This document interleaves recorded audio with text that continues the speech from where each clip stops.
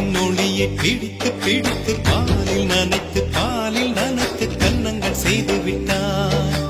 உலக மலர்கள் பறித்து பறித்து 2 பந்துகள் அமைத்து அமைத்து பெண்ணை சமைத்து விட்டான். அழகு என்பது ஆண்பாலா பெண்பாலா என்பதில் எனக்கு சந்தேகம் தீர்ந்தது. அழகு என்பது நிச்சயம் பெண்பாலடா. கவிதை என்பது மொழியின் வடிவம் என்றொரு கருத்தும் இன்று உடைந்தது. கவிதை என்பது கன்னி வடிவமடா. மின்னலை பிடித்து